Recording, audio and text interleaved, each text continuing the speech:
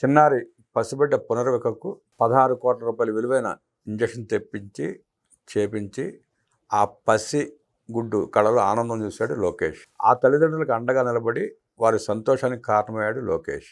Punarvika injection నేపథ్యం ఏంటి, లోకేష్ అండగా నిలబడిన తీరేంటి తెలుసుకునే ప్రయత్నం చేద్దాం. విశ్లేషణకు మనతో పాటు ఉన్నారు సీనియర్ జర్నలిస్ట్ డివి శ్రీనివాస్ గారు. వారిని అడిగి మరిన్ని విశేషాలు తెలుసుకుందాం. నమస్తే సార్. నమస్తే. చిన్నారి పునర్వికకి లోకేష్ గారు 16 కోట్ల రూపాయల ఖరీదైన ఇంజెక్షన్ తెప్పించి ఆ పసిగుడ్డు ప్రాణాలను నిలిపి కళలో ఆనందం చూశాడని ప్రచారం జరుగుతూ ఉంది. ఆ ఇంజెక్షన్, ఆ నేపథ్యం, ఎందుకు అంత ఖరీదు గల ఇంజెక్షన్ చేయాల్సి వచ్చింది ఆ పసిపిల్లకి, ఎట్లా చూస్తారు? అది కదా లోకేష్ అంటే, అది కదా ఎన్టీఆర్ మనవడంటే, చంద్రబాబు కొడుకంటే, భువనేశ్వరి మేడం కొడుకంటే అది కదా. ఏది ప్రార్థించే పెదవుల కన్నా సాయం చేసే చేతులు మిన్న. ఎవరన్నారు అది? Mother Teresa. సమాజమే దేవాలయం, ప్రజలే దేవుళ్ళు. ఎన్టీ రామారావు గారు.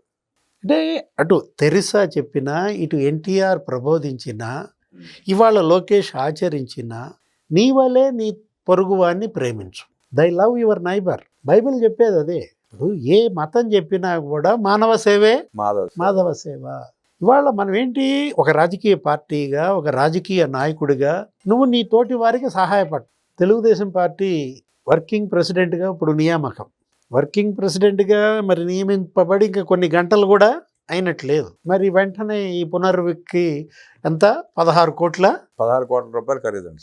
అంత మరి ఖరీదైనటువంటి ఇంజెక్షన్ సామాన్య కుటుంబం ఏ విధంగా బేరు చేయగలదు? వాళ్ళు ఏదో కొంతమంది సహాయం చేశారు, కొంతవరకు వాళ్ళు ఒక అమౌంట్ పోగేసుకున్నారు.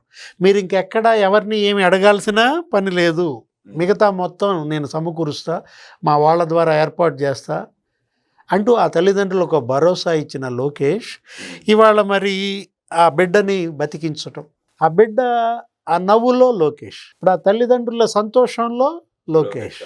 ఇప్పుడు అదేంటంటే అది చాలా అరుదైన వ్యాధి. మీరు అడిగారు అసలు ఆ జబ్బు ఏంటి అంటే స్పైనల్ మస్కులర్ అట్రోపీ. చాలా అరుదైనటువంటి ఆ డిసీజ్. అదేంటి ఆ డిసీజ్కి మరి 16 కోట్లతో జోల్జెన్స్మా అనే ఒక ఇంజెక్షన్ని తెప్పించి ఇవాళ పసిబిడ్డ ప్రాణాన్ని నిలబెట్టినటువంటి విధానం మనం చూసాం. ఏది లోకేష్ అసలు తెలుగుదేశం పార్టీలో అతను ఆ ప్రారంభం ఏది దగ్గర మరి 13-14 ఏళ్ల క్రితం ఎలా అడుగుపెట్టాడు? ఒక సామాన్య కార్యకర్తల సంక్షేమ నిధి అని పెట్టాడు. దానికి అతనే కన్వీనర్గా. ఈరోజు 150 కోట్లండి.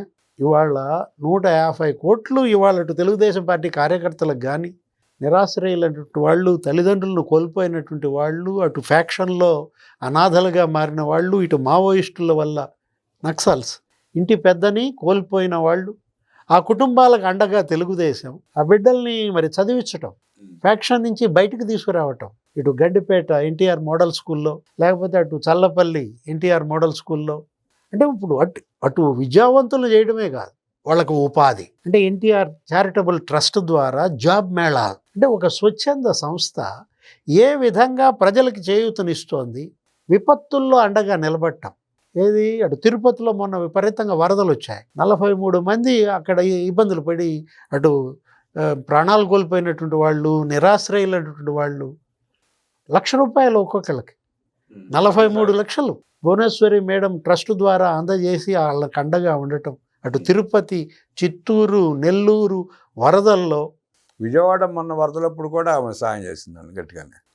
ఏది బెజవాడ మునిగినప్పుడు, ఆ బుడమేరు పొంగినప్పుడు అసలు ఎందుకు, అసలు అటు ప్రభుత్వం తరఫున ముఖ్యమంత్రి చంద్రబాబు, అది కదా ఇవాళ విపత్తుల్లో నిలబడాల్సిన తీరు. పాలకులైనా, ప్రతిపక్షమైనా, ఒక రాజకీయ పార్టీ అయినా, తెలుగుదేశం పార్టీ అదే. దాన్ని అసలు ఒక రాజకీయ పార్టీగా ప్రజలు భావించరు, అదొక స్వచ్ఛంద సంస్థగా.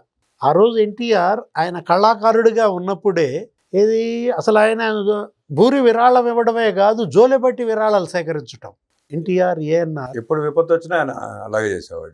అటు రాయలసీమ ఆ క్షామం, లేకపోతే దివిసీమ తుఫాన్. అసలు ఎందుకు ఆయన ఇచ్చిన విరాళంతో కేంద్రంలో డిఫెన్స్ రక్షణ శాఖ ఎన్టీఆర్ పోలీస్ ఫండ్ అని ఉంటుంది, దాని పేరే ఎన్టీఆర్ పోలీస్ ఫండ్. నిన్న కూడా పురంధేశ్వరి గర్వంగా చెప్పింది. నిన్న లోక్సభలో మీరు ఇన్నుంటారు పురంధేశ్వరి ప్రసంగం. ఈ మహిళలకి వాళ్ళ రిజర్వేషన్లు, మోడీ తెస్తున్నటువంటి బిల్లు, దీనిపైన మాట్లాడుతూ అసలు మహిళా సాధికారత ఆయన కడుపున పుట్టడం నా అదృష్టం అంటూ ఏది మహిళలకు ఆస్తిలో సమాన హక్కు అప్పుడే ఎప్పుడు ఆ 1983, 85 ఆ ప్రాంతంలోనే మరి ఇవ్వడం, దాన్ని మళ్ళీ ఇప్పుడు సుప్రీంకోర్టు అమలు చేయమని కోరడం, మహిళలకి 30% రిజర్వేషన్స్ స్థానిక సంస్థల ఎన్నికల్లో ఇవ్వడం, అసలు మహిళలకే ఒక ప్రత్యేక యూనివర్సిటీ ఎన్టీఆర్ ఆలోచన అంటూ, ఆయన కడుపున పుట్టినందుకు మాకందరికీ గర్వం అంటూ Purandeswari speech, Bhuvaneswari madam charity, లేకపోతే బాలకృష్ణ ఆ బసవతారకం క్యాన్సర్ హాస్పిటల్ ఇటు హైదరాబాద్, ఇప్పుడు అక్కడ అమరావతిలో కూడా పెడుతున్నారు. అమరావతిలో కూడా మొన్న శంకుస్థాపన చేసిన దీంట్లో ఇవాళ సమాజమే దేవాలయం, ప్రజలే దేవుళ్ళు అనే దాన్ని అడాప్ట్ చేసుకున్న తీరు ఎన్టీఆర్ కుటుంబ సభ్యుడిగా నారా లోకేష్, అది కదా ఇవాళ బాధ్యత, ఒక సోషల్ రెస్పాన్సిబిలిటీ, ఏది సామాజిక బాధ్యతగా ఎట్లా ఇప్పుడు ఈ పునర్విక ఇదే కాదు, ఎప్పుడు ఎవరు ఏ సహాయం అడిగినా కానీ లోకేష్ అతను వాట్సాప్ మెసేజ్ పెట్టమంటాడు, తక్షణం స్పందిస్తారండి. సింపుల్ ఒక ఫోన్ కాల్, ఒక సందేశానికి స్పందించి వెంటనే చర్యలు తీసుకుంటున్నటువంటి మంత్రిగా, ఎమ్మెల్యేగా. ఆ మధ్య వైఎస్ఆర్ కాంగ్రెస్ పార్టీ కార్యకర్త ట్విట్టర్లో ట్యాగ్ చేస్తే కూడా వెంటనే స్పందించి ఆర్థిక సహాయం చేశాడు ఆయన. అలా చాలా జరిగినాయి. ఎందుకు మీరు జోగి రమేష్ ఇంటికి పరామర్శకి జగన్మోహన్ రెడ్డి వెళ్ళాడు, అతన్ని చూడటానికి వెళ్తూ అక్కడేదో చిల్లకల్లు పార్టీ అధ్యక్షుడు, వాళ్ళ పార్టీ అధ్యక్షుడు గుండెపోటు వచ్చే చనిపోయాడు. అతనికి ఇంతవరకు అసలు ఏ సహాయం ఆ పార్టీ నుంచి అందకపోతే వాళ్ళు ఈయనకి ట్యాగ్ చేయటం, ఈయన రెస్పాండ్ అవ్వటం, ఇది చూసి అది తెలిసి అప్పుడు జగన్మోహన్ రెడ్డి వాళ్ళకేదో 2 లక్షలు ఇయ్యండనో ఏదో అన్నాడని మాట్లాడినాడు. ఇచ్చారో లేదో కానీ, అంటే ఇప్పుడు ఒకటి కువైట్లో, గల్ఫ్లో చిక్కుకున్న మహిళలు వాళ్ళ బాధలు సెల్ఫీ వీడియోలు చేసినా కానీ వెంటనే లోకేష్ అది చూసి వాళ్ళని ఆదుకున్న విధానం, వాళ్ళు అక్కడి నుంచి ఇక్కడికి రావటానికి అక్కడి నుంచి విముక్తం, వాళ్ళ స్వస్థలాలకు వాళ్ళని చేర్చడం, వరకు సేవలు చేస్తానన్నాడు. అంటే ఇప్పుడు జనసేన కార్యకర్తలు కానీ లేకపోతే తెలుగుదేశం కార్యకర్తలు కానీ ఎప్పుడు వాళ్ళకి ఏ ఆపద వచ్చినా కానీ వెంటనే తనకు తెలిస్తే అదే కదా రెస్పాండ్. ఇప్పుడు ప్రజలు కోరుకునేది ఏంటి? స్పందన, తక్షణ స్పందన. వాళ్ళ కష్టాల్లో ఉన్నప్పుడు నేనున్నానంటూ ఒక భరోసా, ఒక భద్రత. అలకుల నుంచి కోరుకునేది ప్రజలు అంతకన్నా ఏం కొనుక్కోరు. ఇవాళ ఆస్తులే వాళ్ళకి రాయమని అడగరు. ఇప్పుడు ఇవాళ బ్రహ్మాండంగా ఏంటి, తెలుగుదేశం కార్యకర్తే అధినేత అంటున్నారు, క్యాడర్ ఈజ్ ద బాస్ అంటూ. ఇప్పుడు చెప్పడం వేరు, ఆచరించటం వేరు. ఇది ఇక్కడ ఇవాళ ప్రజలు లోకేష్ని ఎందుకు ప్రేమిస్తున్నారు, తెలుగుదేశం పార్టీకి ఇంతమంది మద్దతు ఎలా వస్తోంది, అసలు 44 ఏళ్ళుగా ఈ పార్టీ ఎలా సర్వైవ్ అవుతోంది, 22 ఏళ్ళు మరి అసలు అధికారంలో ఎలా ఉంది అంటే జాతీయ పార్టీలతో పోటీ పడతా. కారణం ఏంటి? అనుక్షణం అటు క్యాడర్ని మరి కంటికి రెప్పలా కాపాడుకోవటం, లీడర్లకి ఒక సెక్యూరిటీ ఇవ్వడం, మరోవైపు ప్రజలు సేవా కార్యక్రమాలు, ఎక్కడ ఎప్పుడు ఏ విపత్తు వచ్చినా కానీ వెంటనే అక్కడ వాలడం. ఇప్పుడు మీరు చూశారు తెలంగాణలో ఏ విధంగా అసలు ఇక్కడ ఈ తెలంగాణ విద్యార్థులు అక్కడెక్కడో డెహ్రాడూన్లో ఏదో కొట్టుకుపోయారు వరదల్లో అక్కడ వాళ్ళు కొట్టుకుపోవటం ఏంటి, ఇది తెలంగాణ కదా అని చెప్పి వదిలేశారు. వెంటనే ముఖ్యమంత్రి చంద్రబాబు అయినా ఇక్కడ హైదరాబాద్లో ఏదో అగ్ని ప్రమాదాలు జరిగి చనిపోయినప్పుడు కూడా వాళ్ళకి మరి వెనక విరాళాలు ఇవ్వడం, వాళ్ళకి వెంటనే నిలబెట్టడం. ఉత్తరాఖండ్ వరదలండి, మీకు గుర్తుండే ఉంటుంది, విజ్ఞాన జ్యోతి ఇంజనీరింగ్ కాలేజ్ పిల్లలు వెళ్ళినప్పుడు కూడా అప్పుడు వరదలు, అదే డెహ్రాడూన్లో అక్కడ. ఇప్పుడు ఉత్తరాఖండ్ వరదల్లో అప్పుడేంటి, కాంగ్రెస్ ప్రభుత్వం ఉంది, తెలుగుదేశం అపోజిషన్. ఆ వరదల్లో చిక్కుకున్న తెలుగు యాత్రికులను తీసుకురావడం కోసం ప్రభుత్వం నిర్లక్ష్యం చేస్తే చంద్రబాబు వెంటనే స్పందించి అక్కడ ఏపీ భవన్లో ఒక పెద్ద సెల్ ఒకటి ఏర్పాటు చేసుకుని వాళ్ళ పార్టీ తరఫున వాళ్ళతో వెంటనే కోఆర్డినేట్ చేసుకుని ఆ స్పెషల్ ఫ్లైట్స్లో వాళ్ళని తెప్పిస్తుంటే హనుమంతరావు వచ్చి అడ్డుకున్న తీరు. కాంగ్రెస్ కంగారు పడిపోయారు. విహెచ్ చంద్రబాబు అక్కడ ఎయిర్పోర్ట్లో అడగించి మేం కదా తీసుకురావాల్సింది, ప్రభుత్వం మాదైతే నీకేంటంటే ఆయనేమో నవ్వుకోవటం, ఎవరు? చంద్రబాబు. అది కదా పోటీపడి సహాయం అందించటం.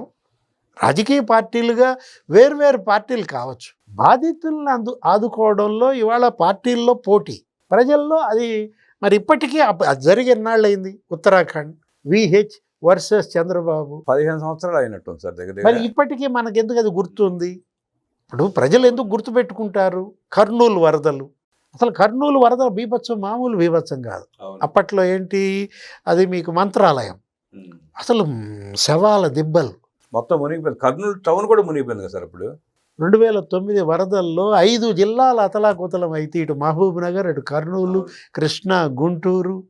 వెంటనే తెలుగుదేశం పార్టీ తరఫున ప్రతిపక్షంలో ఉండి కూడా ఆయన వెళ్ళేదాకా నీకు కర్నూలులో నడువులోతు బురద, ఆయన దగ్గరుండి తీపిచ్చాడు. మరి రోసే ముఖ్యమంత్రి అని చెప్పి ఆయన వదిలేయటంగా. అంటే ఇప్పుడు ప్రతిపక్షంగా ఒక బాధ్యత. జగన్మోహన్ రెడ్డి ఇవాళ నాకు ప్రతిపక్ష హోదా కావాలంటావు. అసలు మీరు జగన్మోహన్ రెడ్డి ప్రస్తావన ఇందాక నేను అడుగుదామన్నా, మళ్ళీ ఈ మంచి కార్యక్రమం అప్పుడు మంచి మాటలప్పుడు అవి ఎందుకులే అతని పేరు ఎందుకని చెప్పి ఎత్తలేదు నేను. ఆ మధ్య ఒక సమావేశానికి వెళ్ళినప్పుడు ఆరోగ్యం బాగా ఒక ఆవిడ వెళ్ళి, బాబు ఆరోగ్యం బాగాలేదు సహాయం చేయమంటే, ఉండమ్మా మన ప్రభుత్వం వచ్చినాక చూద్దాం అన్నాడు. అది వచ్చేది ఎప్పుడు, చచ్చేది ఎప్పుడు. అనారోగ్యంతో ఉన్న మనిషి సాయం కోసం వెళ్తే మన ప్రభుత్వం అంటాడేంటి సార్? గతంలో కూడా ఇట్లా 2-3 సార్లు అన్నాడు ఆయన. అసలు ఆ బుడమేరుకి ₹1 అన్నాడంట. ఇంతవరకు ఇలేదని అనిత హోంమంత్రి మొన్న కౌన్సిల్లో మాట్లాడితే బొత్స సత్యనారాయణ లేచి పాల ప్యాకెట్లు ఇచ్చామనో ఏదో చెప్పినట్టున్నాడు. అంటే పాల ప్యాకెట్లు ₹1 అయినాయా? హుద్దూద్ తుఫాన్ అప్పుడు కూడా 50 లక్షల ₹1 ప్రకటించి అవి కూడా ఇవ్వలేదు సార్ అప్పుడు కూడా.